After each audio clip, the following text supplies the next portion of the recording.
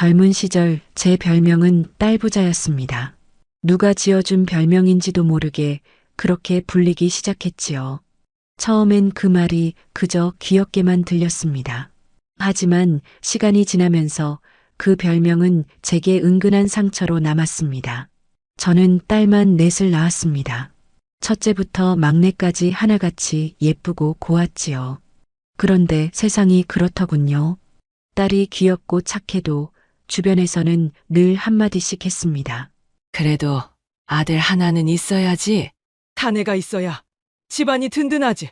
처음에는 웃으며 넘겼습니다. 하지만 그런 말이 쌓이고 쌓이다 보니 어느 순간 저 자신이 죄인처럼 느껴졌습니다. 남편은 처음엔 괜찮다고 했습니다. 나는 당신이 건강하게 애 낳는 게 제일 고마워. 딸이든 아들이든 상관없어. 그렇게 말해줬지만 장모님과 시부모님이 찾아올 때마다 표정이 달라졌습니다. 시어머니는 밥상머리에 앉아 늘 한숨을 쉬셨지요. 내 몸이 너무 약한가 보다. 어쩜 그렇게 사내를 못 낳니? 그 말이 제 가슴을 찔렀습니다. 물론 남편이 곁에서 제 편을 들어주었지만 저도 여자인지라 그 말 한마디에 속이 무너져 내렸습니다. 첫째를 낳을 때만 해도 세상이 온통 밝게 보였습니다. 제품에 처음 안겨온 그 아이의 손가락을 보며 얼마나 울었는지 모릅니다. 작은 손끝이 제 손을 꼭 쥐는 순간 세상 모든 근심이 사라졌지요. 그런데 둘째, 셋째, 넷째까지 낳고 나서는 제 마음이 조금씩 변했습니다. 아이들은 하나같이 천사 같았지만 제 주변은 여전히 차가웠습니다. 친정에서도 아휴 또 딸이야? 라며 걱정 섞인 말이 오갔고 이웃들도 속삭였습니다. 그때마다 저는 스스로를 다독였습니다. 괜찮아. 딸도 얼마나 예쁜데. 내가 잘 키워내면 다들 부러워할 거야. 딸들은 정말 저의 인생이었습니다. 첫째는 점잖고 조용했습니다. 어려서부터 공부를 잘했고 저를 닮아 생각이 깊은 아이였지요. 둘째는 활달했습니다. 동네 언니 오빠들과도 금방 친해지고 항상 집안에 웃음이 끊이지 않았습니다. 셋째는 유독 감성이 풍부했습니다. 무언가에 쉽게 감동하고 또 쉽게 상처받는 아이였습니다. 막내는 정말 제 인생의 보물이자 지금 돌이켜보면 제 가장 큰 숙제이기도 했습니다. 막내는 태어날 때부터 유난히 약했어요. 그래서인지 저는 늘 막내에게만 마음이 더 갔습니다. 막내가 감기에 걸리면 밤새 잠을 못 자고 옆에서 물수건으로 이마를 식혀줬습니다. 다른 아이들이 잠들어도 저는 막내의 숨소리를 확인하며 밤을 새웠습니다. 그렇게 자라다 보니 아이들도 알게 되었지요. 엄마가 막내를 특별히 더 아낀다는 걸요. 그래서인지 셋째가 한 번은 제게 말했습니다. 엄마, 왜 막내만 그렇게 감싸요? 우리도 엄마 자식이에요. 그 말이 순간 가슴에 박혔지만 아무 말도 하지 못했습니다. 그냥 웃으며 막내가 아직 어리잖니 라고 넘겼습니다. 하지만 지금 생각해보면 그때부터 균형이 조금씩 무너지고 있었던 것 같습니다. 아이들이 자라면서 집안은 늘 분주했습니다. 4명의 머리를 감기고 4명의 도시락을 싸고 4명의 학원비를 챙기고 4명의 옷을 손바느질로 꿰매다 보면 하루가 어떻게 가는지도 몰랐습니다. 그 시절엔 제 이름이 없었어요. 늘 엄마 혹은 누구누구 어머니였지요. 그래도 저는 행복했습니다. 아이들이 제 옆에서 깔깔거리며 웃을 때마다 힘든 줄도 모르고 하루를 보냈습니다. 하지만 세월은 참 빠르더군요. 어느새 첫째가 시집을 간다고 했습니다. 처음으로 딸을 시집 보내던 날 저는 잠을 이루지 못했습니다. 신부 화장을 하고 거울을 보는 첫째의 얼굴을 보며 마음이 복잡했습니다. 기쁨과 슬픔이 동시에 밀려왔지요. 엄마, 나 예뻐? 그럼 세상에서 제일 예쁘지. 그렇게 말했지만 제 속마음은 울고 있었습니다.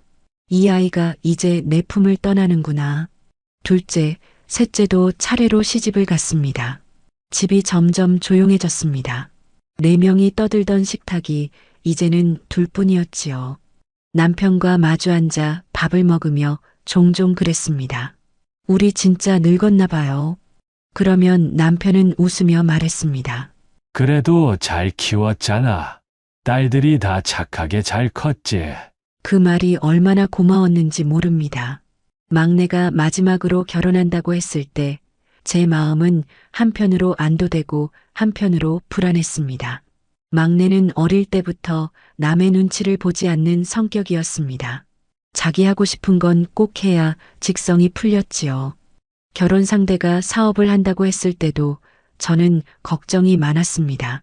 아직 자리가 잡히지 않았는데 너무 서두르는 게 아닌가 싶었어요. 하지만 막내는 제 말을 듣지 않았습니다. 엄마, 사랑은 타이밍이에요. 이 사람 아니면 안 될 것 같아요. 그 말에 결국 저는 허락했습니다. 어차피 부모 마음이란 게 그렇지요. 말려도 결국 아이 뜻대로 되는 게 결혼입니다. 결혼식 날 막내는 정말 예뻤습니다. 다른 딸들 결혼식보다 유난히 눈물이 많이 났습니다. 아마 막내라서 그랬겠지요. 손을 잡고 신부 대기실에서 말했습니다. 엄마는 내가 어디서든 행복했으면 좋겠다. 막내는 웃으며 말했습니다. 엄마, 걱정 마세요. 나 잘 살 거예요. 그 약속이 지금 돌이켜보면 너무도 허무하게 느껴집니다. 막내의 결혼 생활은 처음엔 안정적이었습니다. 사위도 성실했고 가족 행사에도 빠지지 않고 찾아왔습니다. 저는 사위를 볼 때마다 아들을 얻은 기분이 들었습니다. 그래서 사위가 올 때마다 된장찌개를 끓여주고 반찬을 싸주곤 했습니다. 장모님, 이 반찬 정말 맛있어요. 그럴 때마다 제 마음은 따뜻했습니다. 그래, 나는 아들은 못 낳았지만 사위 내시면 충분하지. 하지만 평온한 날은 오래가지 않았습니다. 어느 날 막내딸이 제게 찾아와 말했습니다. 엄마, 우리 당분간 친정에 들어가 살면 안 될까? 처음엔 무슨 말인가 싶었지요. 알고 보니 사위의 사업이 실패했다고 했습니다. 사무실 정리하고 집도 계약 만료가 다가온다고 했습니다. 저는 걱정이 앞섰습니다. 딸아, 들어오는 건 괜찮은데 사위까지 들어오면 서로 힘들지 않을까? 막내는 고개를 숙이며 말했습니다. 그래도 갈 데가 없어요, 엄마. 그 말 한마디에 저는 결국 허락했습니다. 그렇게 막내 부부는 친정으로 들어오게 되었습니다. 남편은 처음에 놀라워했지만 곧 이해했습니다. 어려울 땐 도와야지. 그렇게 막내 부부와 저희 부부가 함께 살게 된 첫날, 집안 공기가 조금 어색했습니다. 식탁에 둘러앉아 밥을 먹는데 사위는 말이 없었고 막내는 애써 웃음을 지었습니다. 저는 그 모습이 마음에 걸렸습니다. 저 아이들이 얼마나 힘들까. 처음엔 그저 서로 어색했을 뿐이었습니다. 시간이 지나면 괜찮아지겠지 싶었어요. 하지만 점점 상황이 달라졌습니다. 밤마다 막내 부부의 언성이 높아졌습니다. 거실까지 들릴 정도로 큰 소리로 싸우는 날도 있었습니다. 저는 남편을 바라봤습니다. 남편은 한숨만 내쉬었습니다. 참아야지. 젊은 사람들끼리 알아서 하게도. 하지만 저는 참을 수가 없었습니다. 하루 이틀도 아니고 매일 싸움이 이어졌으니까요. 처음에는 서로 어색했지만 그래도 가족이니 금세 익숙해지리라 생각했습니다. 사위가 출근하지 않는 날이면 거실에서 조용히 신문을 읽었고 막내는 부엌에서 커피를 내리며 그 옆에 앉았습니다. 그렇게 보면 겉으로는 평화로워 보였습니다. 하지만 그 평화는 오래가지 않았습니다. 며칠이 지나자 저는 제 집인데도 마음이 불편해지기 시작했습니다.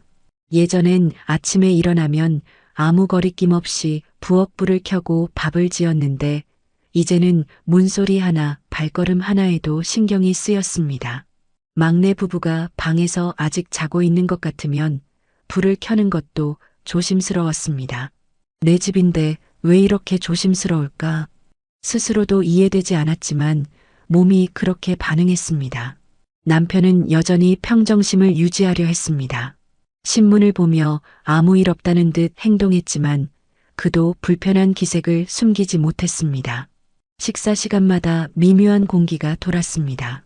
밥상을 차리면 막내는 휴대전화를 보며 앉았고 사위는 말없이 수저만 들었습니다. 예전 같으면 입맛이 없니? 한마디라도 했을 텐데 이제는 그런 말조차 삼켰습니다. 작은 말 한마디가 괜한 불씨가 될까 두려웠습니다.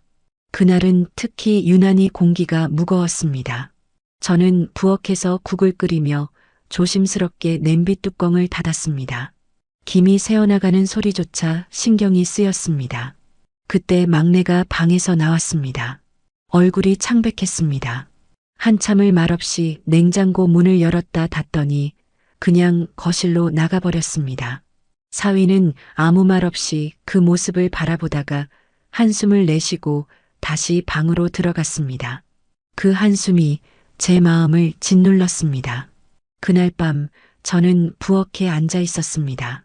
다들 잠든 줄 알았는데 안방 불빛이 켜져 있었습니다. 막내 부부가 말다툼을 하고 있었습니다. 목소리가 높지도 낮지도 않았지만 그 속에 담긴 분노는 분명했습니다. 저는 일부러 아무 소리도 내지 않고 찻잔을 들었습니다. 혹시나 문을 열고 나가면 더 큰 싸움으로 번질까봐 그저 귀를 막고 버텼습니다. 그때부터 저는 제 집에서 발소리조차 줄이며 살기 시작했습니다. 다음 날 아침 저는 평소보다 일찍 일어났습니다. 조용히 부엌불을 켜고 쌀을 씻었습니다. 수돗물 흐르는 소리가 유난히 크게 들렸습니다. 그 소리에 혹시나 막내가 깨면 어쩌나 싶어 수도를 잠갔습니다. 쌀을 반쯤 씻은 채로 멈춰섰습니다. 그때 문이 열리는 소리가 들렸습니다. 사위였습니다. 피곤한 얼굴로 나와 물 한 잔을 마셨습니다. 저와 눈이 마주쳤지만 인사도 말도 없었습니다. 저는 그저 미소를 지으며 고개를 살짝 숙였습니다. 아무 말도 하지 않았지만 그 짧은 순간이 얼마나 길게 느껴졌는지 모릅니다. 그가 방으로 들어가자마자 저는 무너지는 듯한 기분이 들었습니다. 이게 내 집이 맞나? 그날 점심 무렵 큰딸이 전화를 했습니다. 오랜만이라 반가웠지만 저는 괜히 숨을 고르고 전화를 받았습니다. 엄마, 요즘 막내 잘 지내요? 그 한마디에 대답이 막혔습니다. 잘 지낸다고 말하기엔 너무 거짓말 같았습니다. 힘들다고 말하기엔 또 막내가 듣게 될까 걱정이 됐습니다. 결국 웃으며 대답했습니다. 응, 그럭저럭 지내지. 전화를 끊고 나니 가슴이 답답했습니다. 큰딸에게조차 솔직히 말할 수 없다는 게 슬펐습니다. 그날 저녁 남편이 말했습니다. 내일은 나도 일찍 나가야겠어. 요즘 집안 공기가 참 무겁네. 그 말에 저는 아무 대답도 하지 않았습니다. 정말 무거웠습니다. 말 한마디가 서로의 마음을 건드리는 날들이 이어졌습니다. 밥상머리에 앉아도 젓가락 부딪히는 소리만 들릴 뿐이었습니다. 사위는 식사 후 방으로 들어가 문을 닫았고 막내는 부엌 설거지를 하며 한숨을 쉬었습니다. 그 한숨 하나하나가 제 마음속에 새겨졌습니다. 저는 그때 처음으로 깨달았습니다. 가족이라 해도 같은 지붕 아래 산다는 건 얼마나 어려운 일인지. 며칠 후 저는 거실에서 TV를 켜놓고 앉아 있었습니다. 프로그램 내용은 귀에 들어오지 않았습니다. 그저 사람 목소리가 들리면 마음이 조금 편해지는 것 같아서였습니다. 그런데 막내가 방에서 나와 리모컨을 집더니 볼륨을 줄였습니다. 아무 말도 하지 않았지만 그 행동 하나가 제게는 커다란 신호처럼 느껴졌습니다. 아, 이제는 소리도 마음대로 못 내는구나. 저녁이 되면 저는 일부러 방으로 들어갔습니다. 막내 부부가 거실을 쓰게끔 하려고요. 제 집인데도 저는 손님처럼 방에 머물렀습니다.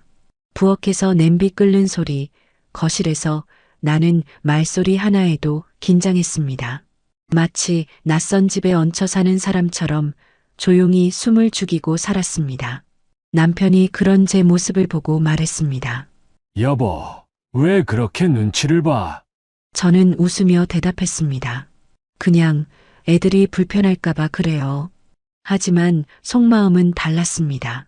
그 아이들이 불편한 게 아니라 제가 불편했습니다. 시간이 조금씩 흐르면서 사위의 태도도 변했습니다.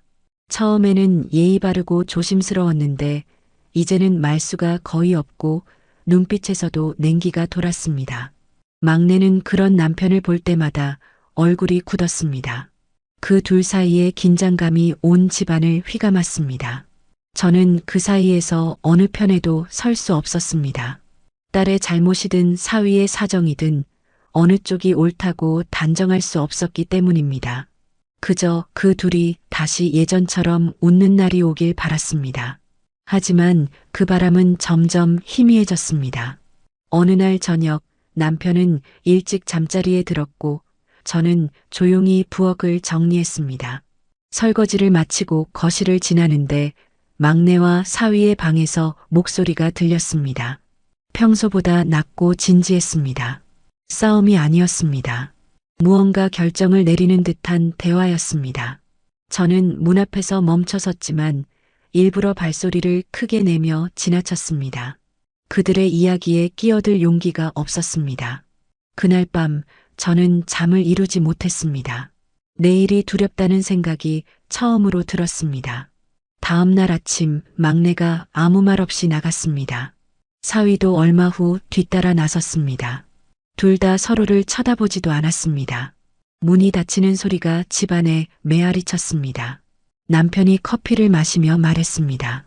이러다 둘이 정말 갈라서겠어. 저는 그 말을 듣고도 아무 대답도 못했습니다. 왜인지 그 말이 현실이 될 것 같아 입을 열면 모든 게 무너질 것 같았습니다. 그날 저녁 막내가 돌아와 소파에 앉아 있었습니다. 눈이 퉁퉁 부어 있었습니다.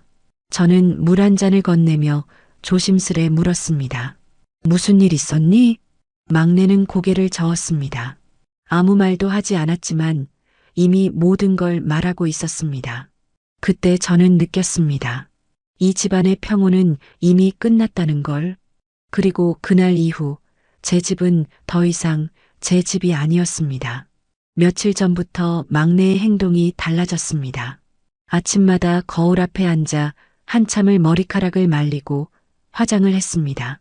예전엔 집안에 있을 때는 아무렇게나 묻고 다니던 아이였는데 요즘은 꼭 외출이라도 나가는 사람처럼 단정하게 꾸미고 나가더군요. 처음엔 그저 답답한 마음에 바람 좀 쐬려는가 보다 했습니다. 하지만 그 일이 매일같이 이어졌습니다. 매일 아침 막내는 정성스럽게 옷을 고르고 향수를 뿌리고 구두 소리를 내며 현관문을 닫았습니다. 그 소리가 제 귀에는 이상하게도 오래 남았습니다. 어디를 가는 걸까? 묻고 싶었지만 입이 떨어지지 않았습니다. 물으면 괜히 의심하는 것처럼 보일까봐 또 그 말이 아이의 마음을 더 멀어지게 할까봐 두려웠습니다. 그래서 그저 묵묵히 현관문이 닫히는 소리를 들었습니다. 사위는 그런 막내의 모습을 보고도 아무 말이 없었습니다. 아침에 일어나면 말없이 밥을 먹고 잠시 밖에 나갔다가 오후쯤 돌아와 방 안으로 들어가 문을 닫았습니다. 둘 사이의 대화는 점점 줄었습니다. 부부가 아니라 마치 낯선 하숙생 두 명이 같은 공간에 묵는 듯 했습니다. 저는 그 둘 사이에 놓인 침묵이 가장 무서웠습니다.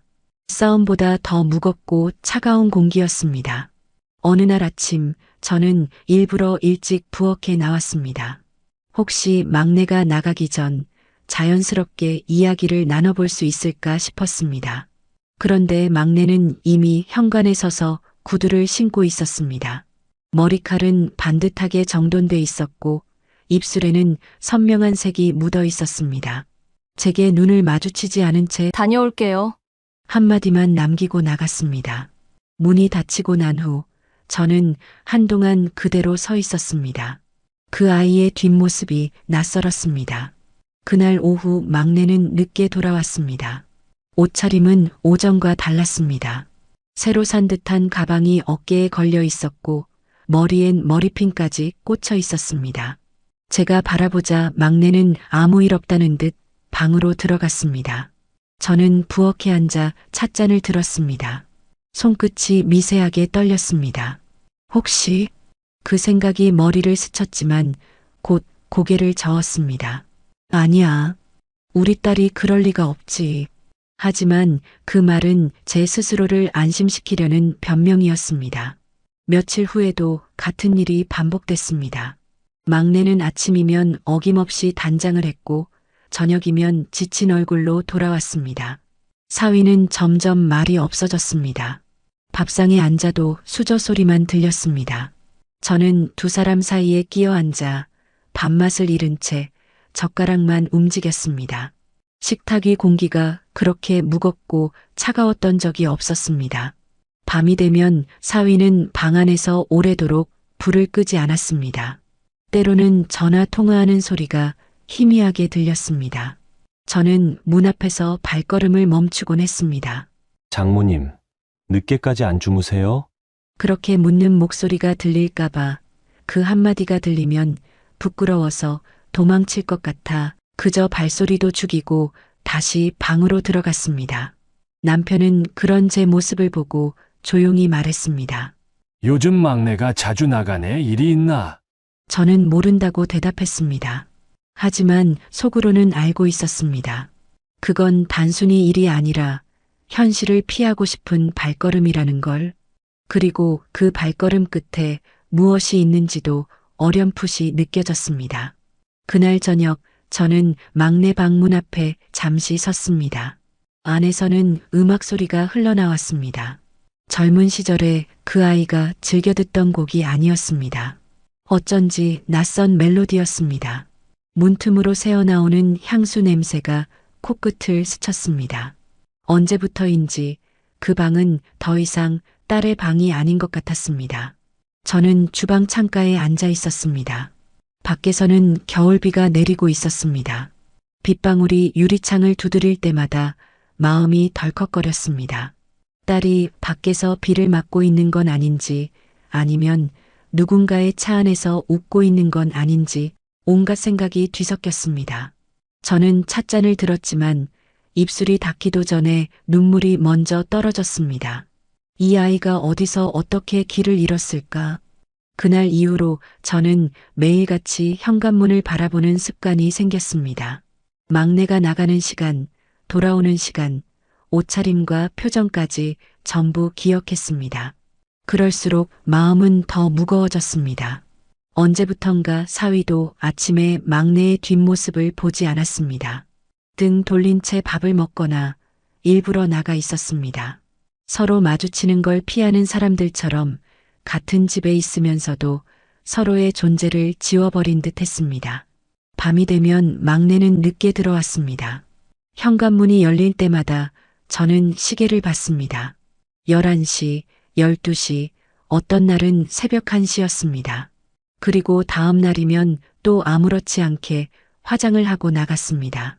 그 반복된 일상이 점점 제 안에 불안과 의심을 키워갔습니다. 저는 남편에게 말했습니다. 요즘 막내가 이상해요. 남편은 신문을 접으며 조용히 고개를 들었습니다. 이상하다고? 매일 꾸미고 나가요. 사위한테 말도 잘 안 하고요. 남편은 한참 생각하더니 고개를 끄덕였습니다.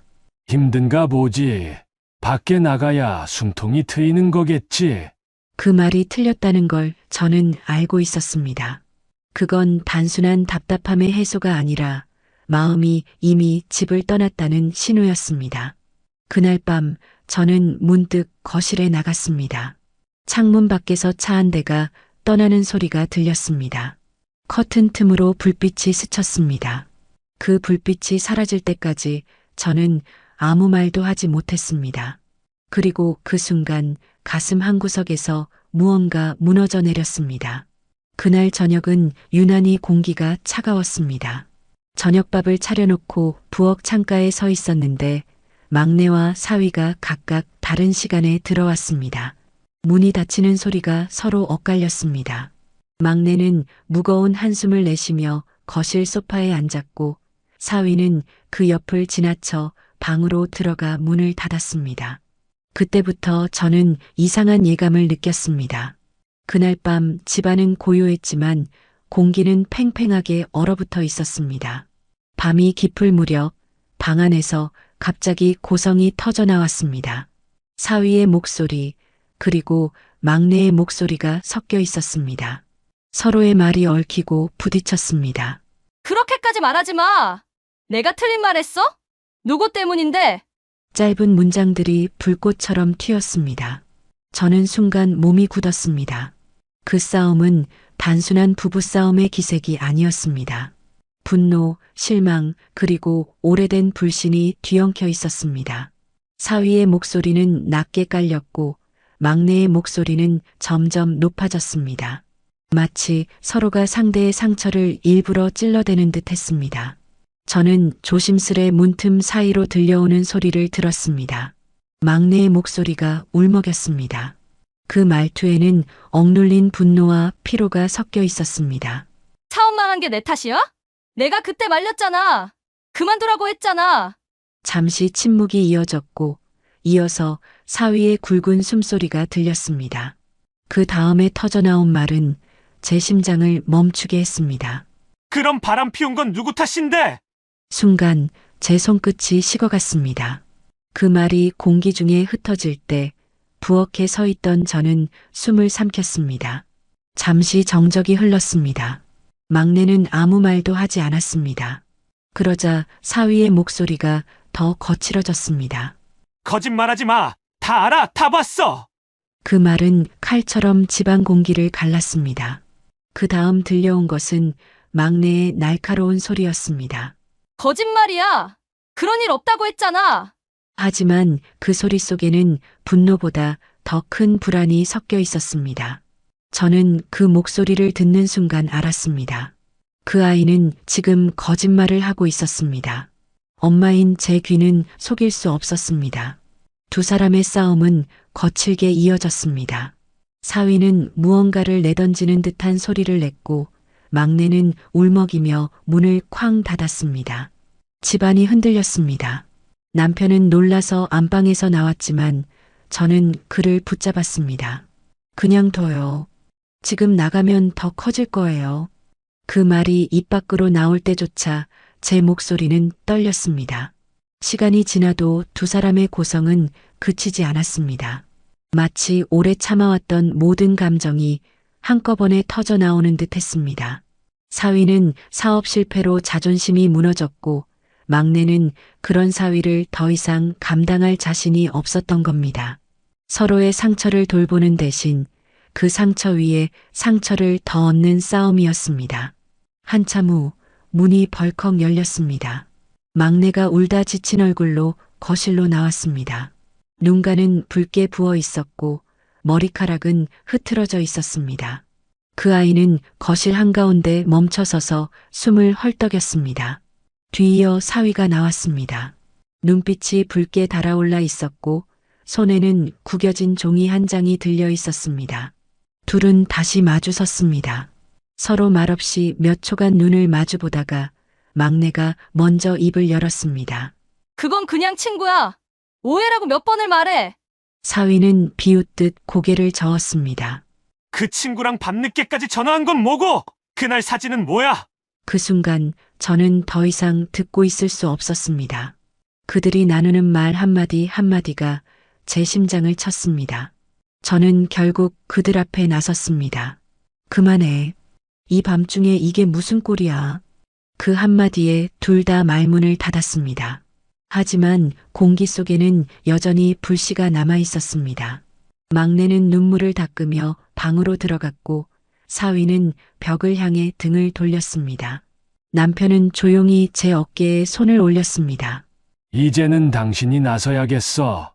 그 말이 제 귓가에 남았습니다. 그날 밤 저는 잠들지 못했습니다. 방 안의 공기는 무겁고 냉랭했습니다. 밖에서는 바람이 불었지만 제 마음속엔 더 큰 폭풍이 몰아치고 있었습니다. 다음 날 아침 막내는 아무 일 없다는 듯 머리를 말리고 있었습니다. 사위는 거실에서 말없이 커피를 마셨습니다. 그 둘 사이엔 말이 없었습니다. 하지만 그 침묵이 전날의 고성보다 더 잔인했습니다. 저는 부엌에서 그 모습을 바라보며 결심했습니다. 이 싸움을 그냥 두면 안 되겠다고. 오늘 밤 반드시 세 사람의 이야기를 해야겠다고. 그날 저녁 저는 부엌 테이블에 두 사람을 앉혔습니다. 막내는 고개를 숙였고 사위는 팔짱을 낀 채 고개를 돌리고 있었습니다. 남편은 옆에서 묵묵히 지켜봤습니다. 저는 조심스럽게 말을 꺼냈습니다. 이제 그만 싸워라. 무슨 일이든 말로 풀자. 그 말이 채 끝나기도 전에 사위가 먼저 고개를 들었습니다. 장모님, 이제 저도 못 참겠습니다. 이혼하고 싶어요. 그 순간 막내의 얼굴이 하얗게 질렸습니다. 저는 그 말을 듣고 가슴이 내려앉았습니다. 이혼이라는 단어가 공기 중에 흩어질 때 저는 그 단어가 현실이 될까 두려웠습니다. 그리고 동시에 그 단어가 이미 오래전부터 이 집안 안에 자리 잡고 있었음을 느꼈습니다. 거실 공기는 숨조차 쉬기 어려울 만큼 무거웠습니다. 부엌 등 불빛만이 희미하게 테이블 위를 비추고 있었습니다. 막내는 고개를 숙인 채 손끝만 만지고 있었고 사위는 팔짱을 낀 채 눈을 돌리고 있었습니다. 저는 잠시 말을 잃었습니다. 이혼이라는 단어가 그들의 입에서 나왔다는 사실이 믿기지 않았습니다. 한참의 침묵 끝에 저는 천천히 입을 열었습니다. 왜 그렇게까지 생각하게 된 거니? 목소리는 차분했지만 제 속은 이미 흔들리고 있었습니다. 사위는 잠시 눈을 내리깔더니 낮은 목소리로 대답했습니다. 이제는 더 이상 같이 살 이유가 없습니다. 그 말 한마디에 막내의 어깨가 미세하게 흔들렸습니다. 남편은 옆에서 아무 말도 하지 않았습니다. 저는 다시 물었습니다. 무슨 일 있었니? 이유라도 알아야 하지 않겠니? 그제야 사위가 고개를 들었습니다. 그 얼굴에는 지친 기색과 함께 오랫동안 눌러온 분노가 섞여 있었습니다. 장모님, 전 처음에 제 탓이라고 생각했습니다. 사업이 실패해서 제가 자존심이 상해서 그게 부부 사이를 망친 줄 알았어요. 하지만 그게 다가 아니었습니다. 그의 말은 무겁게 떨어졌습니다. 저는 눈을 마주치지 못했습니다. 확실히 말씀드리자면 와이프는 바람을 피웠습니다. 그 말이 떨어지는 순간 공기가 멈춘 듯 했습니다. 막내는 고개를 휙 들었지만 아무 말도 하지 못했습니다. 저는 그 자리에서 몸이 굳었습니다. 머릿속이 새하얘졌습니다. 아무 소리도 들리지 않았습니다. 그게 무슨 말이야? 제 목소리가 내 의지와 상관없이 떨렸습니다. 사위는 조용히 한숨을 내쉬며 말을 이었습니다. 며칠 전이었습니다. 밤늦게까지 연락이 안 돼서 밖으로 나갔습니다. 그런데 아내가 다른 남자와 함께 있는 걸 봤습니다. 그는 한 단어 한 단어를 짚듯이 말했습니다. 차 아니었습니다. 제가 직접 봤습니다. 그 말을 듣는 순간 제 손끝에서 힘이 빠졌습니다. 손등 위에 있던 물컵이 기울었고 물이 천천히 흘러내렸습니다. 아무도 그걸 닦지 않았습니다. 막내는 얼굴이 하얗게 질렸고 사위는 고개를 돌린 채 입술을 깨물었습니다. 남편은 묵묵히 고개를 숙였습니다. 저는 한동안 아무 말도 할 수 없었습니다. 심장이 쿵쿵 뛰었습니다. 머릿속에서는 그럴 리가 없다는 말이 계속 맴돌았습니다. 하지만 사위의 눈빛에는 거짓이 없었습니다. 그 눈빛은 상처 입은 사람의 눈빛이었습니다. 저는 막내를 바라봤습니다. 그 아이는 여전히 아무 말도 하지 않았습니다. 손끝만 떨리고 있었습니다. 그걸 직접 봤다고? 그 짧은 대답이 제 귀를 찔렀습니다. 착각일 수도 있지 않니? 아닙니다. 제가 직접 봤습니다. 그 단호한 목소리 속에서 이미 모든 확신이 느껴졌습니다. 순간 숨이 막혔습니다. 가슴 속에서 뭔가가 무너져 내렸습니다. 그동안 제가 믿어왔던 가족의 평온함이 모래성처럼 무너져 내리고 있었습니다. 막내는 아무 말 없이 눈물을 흘렸습니다. 그 눈물이 변명인지 후회인지 저는 알 수 없었습니다. 저는 입술을 깨물었습니다. 머릿속에서는 지난 시간들이 주마등처럼 스쳐갔습니다. 어릴 적 손을 잡고 시장을 걸어가던 기억, 열이 나서 밤새 이마를 식혀주던 기억, 그 아이의 첫 생일, 첫 학교 입학식, 그리고 결혼식 날 웨딩드레스 속에 숨어 웃던 얼굴까지 그 모든 장면이 한순간에 낯설게 느껴졌습니다. 내가 낳은 아이가 정말 그런 짓을 했단 말인가. 한참 동안 침묵이 이어졌습니다. 시계 초침 소리가 유난히 크게 들렸습니다. 저는 힘겹게 말을 이었습니다. 내가 직접 봤다고 해도 혹시라도 오해일 수도 있잖니. 사위는 고개를 저었습니다. 그날 밤 전화도 받지 않았습니다. 다음날 물어보니 친구 만났다고 거짓말했습니다. 그때 확신했습니다. 그의 목소리는 낮았지만 단단했습니다. 막내는 눈을 질끈 감았습니다. 눈가에 맺힌 눈물이 흘러내렸습니다. 입술이 미세하게 떨렸지만 아무 말도 하지 않았습니다. 그 침묵이 오히려 모든 걸 인정하는 듯 했습니다. 저는 더 이상 그 자리에 앉아 있을 수 없었습니다. 자리에서 일어나 부엌 창가로 향했습니다. 창문 밖에는 바람이 불고 있었습니다. 나뭇가지가 부딪히며 소리를 냈습니다. 그 소리가 제 심장 소리처럼 들렸습니다. 남편이 제 뒤로 다가왔습니다. 이제 어떻게 할 거야? 그의 목소리는 낮았지만 그 안에 담긴 슬픔은 깊었습니다. 저는 대답하지 못했습니다. 입술이 굳어졌습니다. 내가 어디서부터 잘못한 걸까? 딸을 너무 감싸고 너무 믿어서 결국 이 지경까지 온 걸까? 막내는 여전히 고개를 숙인 채 울고 있었고 사위는 냉정하게 앉아 있었습니다. 그 둘 사이에 놓인 건 부부의 대화가 아니라 서로 다른 방향으로 향한 인생이었습니다. 저는 조용히 한마디 했습니다. 오늘은 이만하자.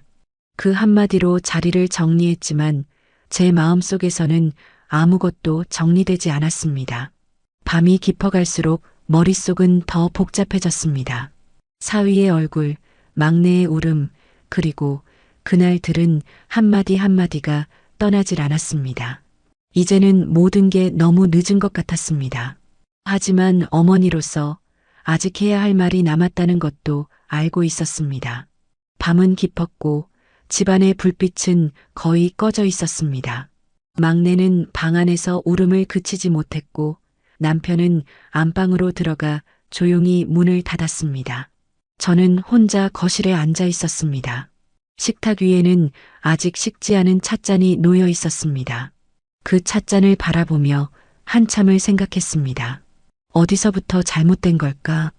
언제부터 이렇게 마음이 멀어졌을까? 사람의 관계라는 건 참 이상했습니다. 한때는 서로를 위해 울던 이들이 어느 날은 서로를 향해 상처가 되어 있었습니다. 잠시 후 방문이 열리고 사위가 조용히 나왔습니다. 그의 걸음은 무겁고 느렸습니다. 저는 천천히 고개를 들었습니다. 이리 좀 와요, 김서방. 사위는 잠시 머뭇거리더니 제 맞은편에 앉았습니다. 어색한 침묵이 흘렀습니다. 거실의 시계 초침 소리만이 일정하게 들려왔습니다. 저는 그를 바라보며 조용히 물었습니다. 솔직하게 말해봐요. 지금 어떻게 하고 싶은 거예요? 그는 한동안 대답하지 않았습니다. 눈을 내리깔고 손가락을 꼼지락거렸습니다. 숨을 고르고 천천히 말을 꺼냈습니다. 장모님, 제 잘못이 큽니다. 그 목소리에는 이미 자신을 탓하는 체념이 묻어 있었습니다. 사업을 망쳤고 집안을 힘들게 했습니다. 그건 제가 인정합니다. 저는 말없이 고개를 끄덕였습니다. 그의 말이 끝날 때마다 공기가 더 무거워졌습니다. 그는 이어서 말을 이었습니다. 하지만 그것보다 더 힘든 게 있습니다. 목소리가 잠시 흔들렸습니다. 이젠 와이프가 절 더 이상 사랑하지 않는 게 눈 보입니다. 그 말이 떨어지는 순간 제 심장이 한번 크게 내려앉았습니다. 그는 조용히 웃었습니다. 그 웃음 속엔 미련과 슬픔이 섞여 있었습니다. 아무리 노력해도 이제 그 눈빛이 다릅니다. 제가 말을 걸면 피하고 함께 있으면 답답해하고 웃을 때도 진심이 없어요. 예전엔 제 실수를 감싸주던 사람인데 이제는 숨소리만 나도 짜증을 냅니다. 그의 말이 끝나자 잠시 정적이 흘렀습니다. 저는 그 정적 속에서 그가 얼마나 오랜 시간 혼자 버텨왔는지를 느낄 수 있었습니다. 그래서 이혼을 하겠다고 한 거군요. 그는 천천히 고개를 끄덕였습니다. 제가 이 결혼을 붙잡고 있는 게 이제는 죄처럼 느껴집니다. 사랑이 없는 사람 옆에 남아 있는 게 저 자신을 더 무너뜨립니다. 그의 손끝이 떨렸습니다. 그 떨림 속에 담긴 감정은 분노가 아니라 포기였습니다. 저는 그를 한참 동안 바라봤습니다. 그 얼굴에는 후회도, 미움도, 원망도 없었습니다. 그저 지쳐있는 한 남자의 얼굴이었습니다. 저는 깊은 숨을 내쉬었습니다. 그동안 참 많이 힘들었겠어요. 그 말이 입에서 나오자 그제야 사위의 눈빛이 흔들렸습니다. 그는 고개를 숙이며 천천히 눈을 감았습니다. 그래도 장모님께는 죄송합니다. 이렇게 된 게 다 제 부족함 때문이에요. 그 말은 짐을 내려놓는 사람의 목소리였습니다. 한참을 그렇게 앉아 있었습니다. 둘 사이에는 더 이상 할 말이 없었습니다. 하지만 그 침묵이 오히려 서로의 마음을 다 말해주고 있었습니다. 저는 찻잔을 들었다가 내려놓았습니다. 그리고 조용히 말했습니다. 그래요. 그럼 그렇게 해요. 그 한마디가 제 입에서 나오자 방 안의 공기가 변했습니다. 사위는 고개를 들었습니다. 그 눈에는 놀람과 슬픔이 함께 담겨 있었습니다. 이제는 서로가 서로를 괴롭히는 일은 그만해야죠. 제 목소리는 낮고 차분했지만 그 속엔 억눌린 슬픔이 묻어 있었습니다. 사위의 잘못만은 아닙니다. 제 딸도 잘못이 있고 나도 잘못이 있습니다. 우리가 다 그 아이를 제대로 키우지 못한 겁니다. 사위는 아무 말도 하지 않았습니다. 그저 눈을 내리깔고 고개를 숙였습니다. 잠시 후 그가 조용히 자리에서 일어났습니다. 감사합니다. 장모님. 그 목소리는 떨렸습니다. 그가 문을 향해 걸어나가는 동안 저는 아무 말도 하지 못했습니다. 그의 뒷모습이 현관 불빛에 비쳐 희미하게 흔들렸습니다. 그 문이 닫히는 소리가 마치 오랜 세월 함께 쌓아온 인연이 끊어지는 소리처럼 들렸습니다. 문이 닫힌 뒤에도 저는 그 자리에서 한참을 움직이지 못했습니다. 눈앞에 찻잔은 식어 있었고 방 안은 조용했습니다. 시간이 멈춘 듯 했습니다. 그때 처음으로 눈물이 났습니다. 뜨겁지도 격하지도 않은 눈물이었습니다. 그저 천천히 흘러내리는 오래된 슬픔의 눈물이었습니다. 이제 정말 끝이구나. 그 생각이 들자 가슴이 먹먹해졌습니다. 딸의 인생이 이렇게 흩어질 줄은 몰랐습니다. 그래도 나는 어머니였습니다. 누군가의 아내였고 누군가의 어머니였기에 이제는 붙잡지 말아야 할 때를 알아야 했습니다. 그날 밤 저는 방으로 돌아가지 않았습니다. 거실 불빛 아래서 혼자 앉아 있었습니다. 밖에서는 바람이 불었고 커튼이 천천히 흔들렸습니다. 시간이 지나도 마음은 가라앉지 않았습니다. 이제부터 해야 할 건 이별을 준비하는 일뿐이라는 걸 알았습니다. 며칠 동안의 침묵이 이어졌습니다. 사위는 여전히 조용했고 막내는 눈에 피로와 불안이 가득했습니다. 두 사람은 같은 집에 살고 있었지만 서로의 존재를 의식하지 않으려는 듯 움직였습니다. 거실을 지날 때면 눈을 피했고 식탁에 앉을 때면 마주보지 않았습니다. 저는 그 둘을 바라보며 숨을 죽였습니다. 언제 다시 그 말이 터질지 몰랐기 때문이었습니다. 그날 저녁 결국 그 순간이 찾아왔습니다. 남편은 일찍 방으로 들어갔고 집안은 고요했습니다. 막내와 사위는 거실 맞은편에 앉아 있었습니다. 서로 다른 방향을 바라보다가 사위가 먼저 말을 꺼냈습니다. 목소리는 낮고 단호했습니다. 우리 이혼하자. 그 말은 거실의 공기를 갈라놓았습니다. 막내는 순간 눈을 크게 떴습니다. 손끝이 떨렸고 입술이 굳어졌습니다. 한참 동안 아무 말도 하지 않다가 낮은 목소리로 대답했습니다. 절대 안 돼. 그 한마디가 공기 중에 단단히 걸렸습니다. 저는 그 자리에 앉아 있었지만 두 사람의 대화는 제 귀를 찔렀습니다. 사위는 고개를 숙였고 막내는 점점 목소리를 높였습니다. 그건 절대 안 돼요. 나 이렇게 결혼 생활 끝낼 수 없어요. 사위는 아무 말도 하지 않았습니다. 그 말 속에는 미련이 아니라 단호한 결심이 느껴졌습니다. 저는 그들의 대화를 지켜보다가 조심스레 말을 꺼냈습니다. 왜 그렇게까지 이혼을 거부하니? 막내는 눈가에 눈물이 맺힌 채 저를 바라봤습니다. 그 얼굴에는 두려움이 가득했습니다. 엄마, 난 내 인생에 이혼이라는 오점 남기고 싶지 않아요. 그 한마디가 제 가슴을 짓눌렀습니다. 그 말 속에는 진심이 섞여 있었지만 방향이 잘못된 진심이었습니다. 저는 잠시 숨을 고르며 딸을 바라봤습니다. 그 아이가 왜 그토록 이혼을 두려워하는지, 왜 끝까지 붙잡으려 하는지 이해할 수 있었습니다. 하지만 동시에 그것이 얼마나 잘못된 생각인지도 알았습니다. 저는 조용히 그러나 단호하게 말했습니다. 이혼이 오점이니? 사랑하지도 않는 사람 옆에 있으면서 서로 상처 주며 사는 게 그게 오점이지. 막내는 눈을 크게 떴습니다. 눈물이 턱 밑까지 차올랐지만 아무 말도 하지 못했습니다. 저는 말을 멈추지 않았습니다. 사람이 살다 보면 잘못된 선택을 할 수도 있고 인연이 끝날 수도 있어. 그걸 인정하는 용기가 있어야 해. 내가 지금 붙잡고 있는 건 사랑이 아니라 두려움이야. 그 말은 오랜 시간 가슴속에 담아두었던 것이었습니다. 막내는 고개를 떨구었습니다. 눈물이 바닥으로 떨어졌습니다. 엄마, 나 진짜 잘하고 싶었어, 정말이야. 그런데 왜 이렇게 됐는지 모르겠어. 그 목소리에는 후회가 묻어 있었지만 아직도 현실을 받아들이지 못하는 마음이 느껴졌습니다. 저는 한숨을 내쉬며 딸 옆으로 다가갔습니다. 그 아이의 어깨에 손을 얹었습니다. 이혼이 내 인생의 흠이 되는 게 아니라 거짓된 결혼이 내 마음의 흉터가 되는 거야. 막내는 고개를 숙인 채 울었습니다. 그 울음소리가 방 안을 메웠습니다. 사위는 고개를 돌린 채 조용히 앉아 있었습니다. 그 얼굴에는 안도와 슬픔이 섞여 있었습니다. 그는 이미 오래전부터 이 순간을 준비하고 있었던 듯 했습니다. 잠시 후 저는 천천히 자리를 정리했습니다.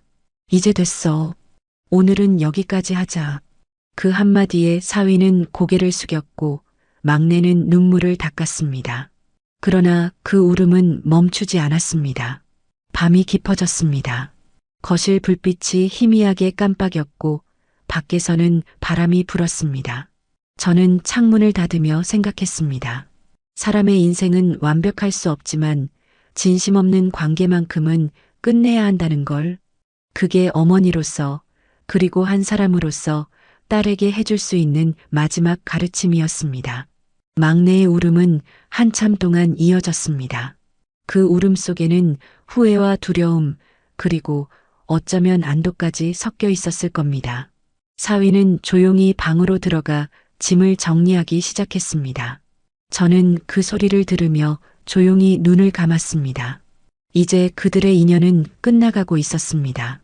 아픈 결말이지만 그것이 서로를 살리는 유일한 길이라는 걸 저는 알고 있었습니다. 아침이 밝았습니다. 밤새 잠을 이루지 못했습니다. 창문 틈으로 스며드는 새벽빛이 희미하게 방 안을 비추었습니다. 식탁 위에는 전날 마시다 남은 찻잔이 그대로 놓여 있었고 그 옆에는 사위의 여행 가방이 조용히 세워져 있었습니다. 그 가방을 보는 순간 마음이 한 번 더 내려앉았습니다. 사위는 아무 말 없이 준비를 마쳤습니다. 방 안에서 서류 몇 장을 정리하는 소리가 들렸고 옷걸이에 걸린 셔츠들이 조용히 움직였습니다. 그의 움직임은 침착했지만 그 안에는 모든 걸 정리한 사람의 냉정함이 있었습니다.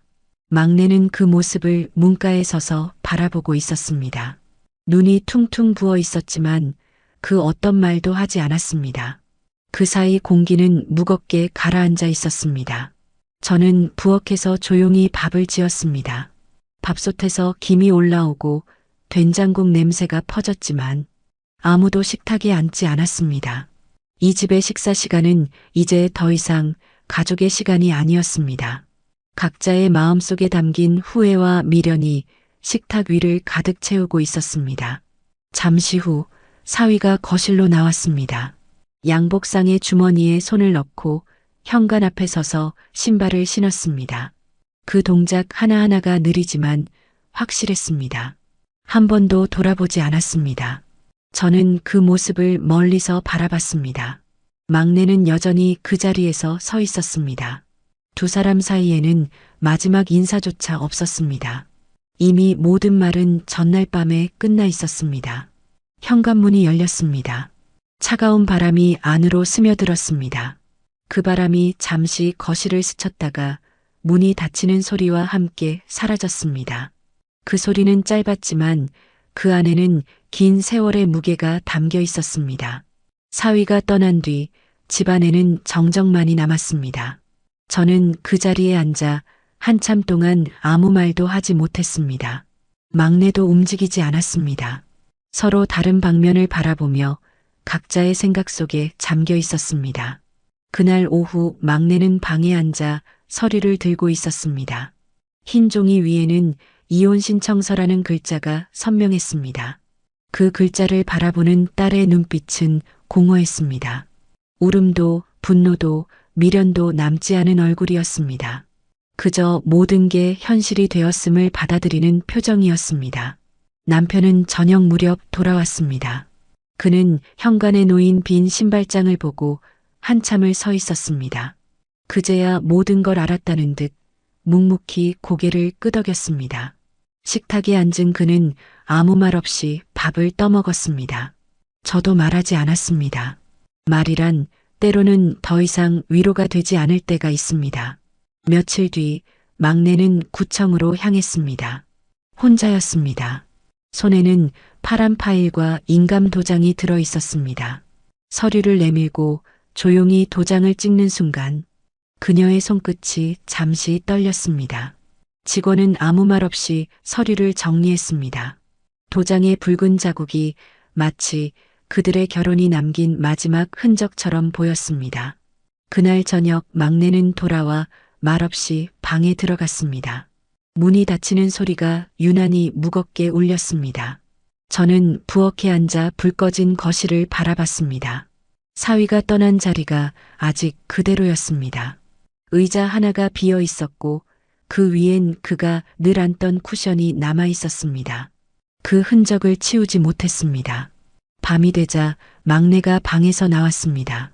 눈가가 벌겋게 부어 있었지만 표정은 담담했습니다. 저는 그 아이를 조용히 바라봤습니다. 이제 됐니? 막내는 아무 말 없이 고개를 끄덕였습니다. 그 한 번의 고개 끄덕임이 그간의 모든 시간을 마감하는 인사 같았습니다. 그날 밤 저는 혼자 거실불을 껐습니다. 어둠 속에서도 현관 앞에 놓인 빈 신발장이 또렷하게 보였습니다. 그곳이 이렇게 넓었던가 싶었습니다. 불빛 하나 없는 거실이 낯설게 느껴졌습니다. 한때는 웃음소리가 가득하던 집이 이제는 숨죽인 듯 고요했습니다. 며칠 후 우편함에 서류가 도착했습니다. 봉투 위에는 가정법원이라는 글씨가 선명했습니다. 저는 손끝으로 그 글자를 따라가다 멈췄습니다. 봉투를 열지 않아도 안에 무엇이 들어있는지 알 수 있었습니다. 그들의 결혼이 끝났다는 공식적인 통보였습니다. 저녁이 되자 막내가 퇴근 후 돌아왔습니다. 그 아이의 표정은 많이 달라져 있었습니다. 무언가를 내려놓은 사람의 얼굴이었습니다. 저는 그 아이에게 따뜻한 밥을 차려주며 말했습니다. 이제 괜찮을 거야. 그 말은 위로처럼 들렸지만 제 자신에게 하는 말이기도 했습니다. 밤이 깊어가자 창밖에서 바람이 불었습니다. 가로등 불빛이 희미하게 흔들렸습니다. 저는 거실 창가에 앉아 있었습니다. 모든 것이 끝났지만 이상하게도 마음 한구석은 편안했습니다. 비록 아팠지만 이젠 서로의 고통을 끊어낸 것이니까요. 그날 이후 집은 조금씩 다시 조용한 일상으로 돌아갔습니다. 막내는 출근을 하고 저는 아침마다 평소처럼 밥을 지었습니다. 남편은 신문을 읽으며 커피를 마셨습니다. 하지만 그 모든 평온 속에서도 저는 문득문득 현관을 바라보곤 했습니다. 그 자리에 언젠가 다시 누군가의 웃음이 들릴 날이 올까 하는 생각을 하며 며칠이 흘렀습니다. 봄비가 간간히 내리던 오후였습니다. 창문 밖으로 비구름이 낮게 깔려 있었고 거실 공기는 한층 더 고요했습니다. 막내는 출근을 나간 상태였고 남편은 잠시 외출했습니다. 집안에는 저 혼자뿐이었습니다. 그런데 현관에서 조심스러운 초인종 소리가 들렸습니다. 그 소리는 너무도 익숙했습니다. 문을 열자 사위가 서 있었습니다. 예전보다 수척해진 얼굴이었습니다. 검은 재킷을 입고 손에는 작은 상자 하나를 들고 있었습니다. 그는 잠시 인사를 망설이다가 고개를 숙였습니다. 장모님, 인사드리러 왔습니다. 그 목소리는 낮고 조심스러웠습니다.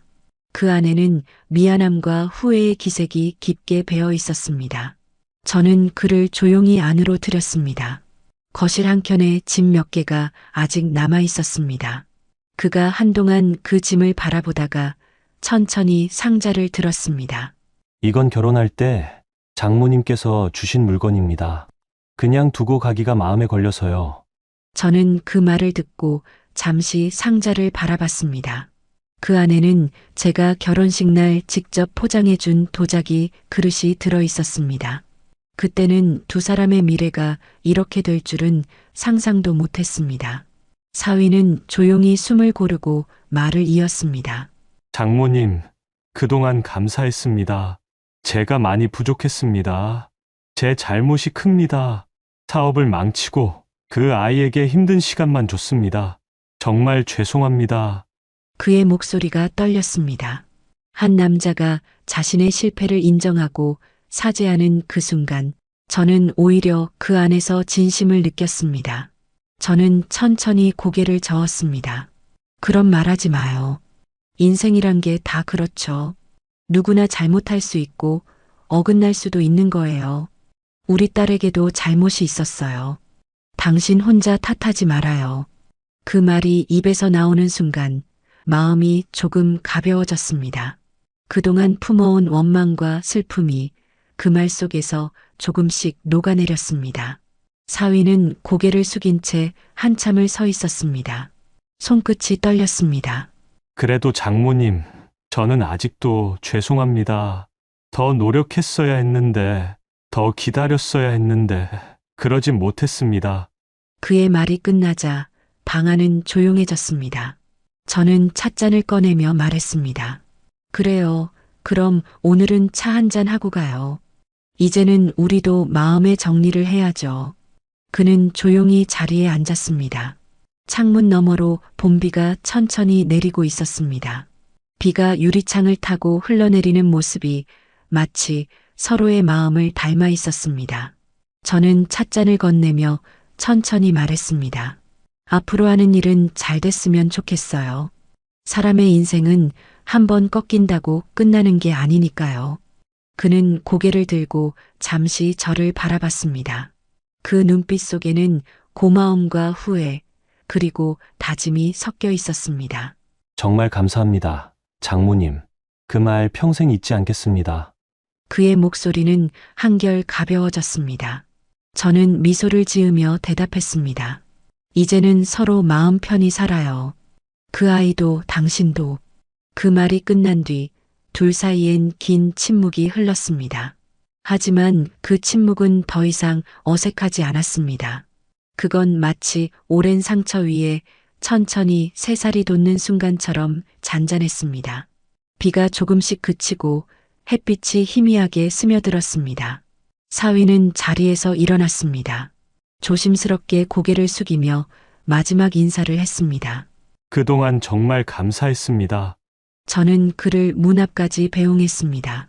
문이 열리자 비냄새와 함께 따뜻한 바람이 들어왔습니다. 그는 잠시 뒤돌아보더니 작게 웃었습니다. 그 웃음에는 미련이 아니라 감사가 담겨 있었습니다. 건강하세요. 장모님. 문이 닫히고 나서도 저는 한동안 그 자리에 서 있었습니다. 거실로 돌아와 찻잔을 보았습니다. 그가 마시던 찻잔에는 아직 미지근한 온기가 남아 있었습니다. 그 온기를 손끝으로 느끼며 생각했습니다. 사람의 관계란 끝나도 완전히 사라지는 게 아니라 이렇게 따뜻한 기억으로 남을 수도 있구나 하고 그날 밤 창밖에서 다시 빗소리가 들렸습니다. 저는 불을 끄고 창가에 앉았습니다. 이제 모든 게 제자리를 찾아가는 듯 했습니다. 비록 남은 건 조용한 집과 잔잔한 허전함 뿐이었지만 그 속엔 한 가지 확실한 평화가 있었습니다. 용서와 이해, 그리고 끝내 놓아줄 수 있었던 마음. 그것이 이 집에 남은 마지막 온기였습니다. 사위가 떠난 지 일주일쯤 지났을 때 집안 공기가 바뀌었습니다. 예전보다 더 조용했고 그 조용함 속에 무겁게 깔린 후회가 있었습니다. 딸은 하루 종일 방 안에서 나오지 않았습니다. 식사 때가 되어도 부르기 전까지는 문을 열지 않았고 가끔 문틈으로 새어나오는 흐느낌이 들리곤 했습니다. 저는 그 소리를 들을 때마다 마음이 조여왔습니다. 한때 누구보다 밝고 씩씩하던 아이였습니다. 결혼식 날 하얀 드레스를 입고 웃던 얼굴이 아직도 생생했습니다. 그 아이가 지금 저토록 초라하게 주저앉아 있는 걸 보니 엄마로서 가슴이 미어졌습니다. 어느 날 새벽 저는 물을 마시러 나왔다가 불 꺼진 거실에 앉아 있는 딸을 보았습니다. 불빛도 켜지 않은 채 사진 한 장을 들고 있었습니다. 결혼 초기에 찍은 가족 사진이었습니다. 그 속에 두 사람은 서로 어깨를 감싸 안고 웃고 있었습니다. 그 웃음이 지금은 너무 멀게 느껴졌습니다. 딸은 한참 동안 그 사진을 바라보다가 조용히 중얼거렸습니다. 엄마, 나 왜 그랬을까? 그 목소리엔 울음이 묻어 있었습니다. 저는 아무 말도 하지 않았습니다. 그저 딸의 등 뒤에서 숨을 죽인 채 서 있었습니다. 며칠 후 딸은 퇴근하고 돌아와 방을 정리하기 시작했습니다. 옷장 안에 있던 옷들을 꺼내 접고 결혼식 앨범을 상자에 넣었습니다. 하나하나 손끝으로 정리하면서 그 표정엔 단념과 후회가 동시에 묻어 있었습니다. 저는 그 모습을 바라보며 속으로 중얼거렸습니다. 이제야 아이가 현실을 받아들이는구나. 딸은 요즘 말을 많이 하지 않았습니다. 그러나 가끔 혼잣말처럼 중얼거릴 때가 있었습니다. 내가 너무 어리석었어. 엄마 말 들을 걸. 그때 그냥 참았어야 했는데. 그 짧은 말들마다 후회가 한 겹씩 쌓여 있었습니다. 밤이 되면 딸은 종종 창가에 앉았습니다. 휴대폰 불빛에 얼굴이 비치곤 했습니다. 그 화면 속에는 아마도 예전 사진들이 있었을 겁니다. 손가락으로 사진을 넘기며 때로는 웃음을 흘리다가 금세 눈가를 닦았습니다. 그 반복되는 모습이 며칠째 이어졌습니다. 어느 날은 퇴근 후 늦게 들어왔습니다. 손에는 작은 편지 봉투 하나가 들려 있었습니다. 그 편지는 사위에게 보내지 못한 편지였습니다. 책상 위에 올려놓고 한참을 바라보다가 결국 봉투를 찢어버렸습니다. 그 종이 조각이 바닥에 흩어졌을 때 그 아이의 어깨가 크게 흔들렸습니다. 저는 조용히 다가가 그 등을 두드렸습니다. 그 어떤 위로의 말보다 그 손길이 더 많은 말을 전했습니다. 엄마, 나 이제 알겠어. 딸은 울먹이며 그렇게 말했습니다. 내가 그 사람 원망했지만 사실은 나 때문이었어. 그 사람이 힘들 때 내가 옆에서 같이 버텨줬어야 했는데. 그 말이 떨어지자 방 안의 공기가 무겁게 가라앉았습니다. 저는 잠시 침묵하다가 조용히 고개를 끄덕였습니다. 그날 밤 딸은 스스로 방 청소를 마친 뒤 조용히 일기를 썼습니다. 책상 앞에 앉아 펜을 쥔 손이 한참 동안 움직이지 않았습니다. 그리곤 짧게 몇 줄을 적었습니다. 사랑보다 어려운 건 책임이었다. 그걸 몰랐다. 다음엔 꼭 진심으로 사랑할 줄 아는 사람이 되고 싶다. 그 글귀를 보고 저는 눈시울이 뜨거워졌습니다. 아이의 후회는 깊었지만 그 속에는 새로운 다짐이 함께 자리 잡고 있었습니다. 다음 날 아침 딸은 일찍 일어났습니다. 머리를 묶고 간단히 화장을 했습니다. 오랜만에 거울을 보며 미소를 지었습니다. 그 웃음은 아직 완전하지 않았지만 그 안에는 조금의 평정이 있었습니다. 엄마, 오늘은 회사 끝나고 친구 만나고 올게요. 그 말 한마디에 저는 마음속으로 안도했습니다. 아이가 조금씩 제자리로 돌아오고 있었습니다. 그 과정은 느렸지만 확실했습니다. 밤이 되어 딸이 돌아왔습니다. 표정이 한결 밝았습니다. 예전처럼 웃지는 않았지만 눈빛은 단단했습니다. 저는 그 모습을 보며 마음속으로 생각했습니다. 사람은 결국 자신을 용서할 줄 알아야 앞으로 나아갈 수 있다고. 딸의 방 불이 꺼진 뒤 저는 조용히 거실 창가에 섰습니다. 밖에는 잔잔한 달빛이 흘러내리고 있었습니다. 그 빛이 마치 딸의 마음속 어둠을 조금씩 덜어주는 것 같았습니다. 이제는 이 집에도 조금씩 봄이 돌아오고 있었습니다. 시간이 흘렀습니다. 사위가 떠난 지 몇 달, 딸은 조금씩 다시 자신의 삶을 되찾고 있었습니다. 이따금 웃음이 돌아왔고 출근할 때마다 머리를 단정히 묶고 나섰습니다. 창문으로 스며드는 햇살 속에서 그 아이의 얼굴은 예전보다 훨씬 단단해 보였습니다. 저는 그런 딸을 바라보며 많은 생각을 했습니다. 사람의 인생은 꼭 젊을 때만 흔들리는 게 아니더군요. 나이를 먹어도 부모라 해도 여전히 배워야 할 게 많습니다. 아이를 키운다는 건 결국 아이가 넘어지더라도 옆에서 묵묵히 기다려주는 일이라는 걸 새삼 깨달았습니다. 처음 딸이 이혼 이야기를 꺼냈던 날, 처음 사위가 짐을 싸서 떠나던 날, 그리고 울며 사진을 찍던 밤까지 그 모든 장면들이 파도처럼 밀려왔다가 이제는 잔잔한 물결로 사라져갔습니다. 사람의 마음은 참 묘합니다. 그토록 고통스럽던 시간도 결국엔 한켠에 자리 잡고 새로운 희망이 들어설 자리를 만들어줍니다. 사람이 성장한다는 건 완벽하게 있는 게 아니라 아픔을 안고도 다시 걸어갈 수 있게 되는 일이라는 걸 저는 알았습니다.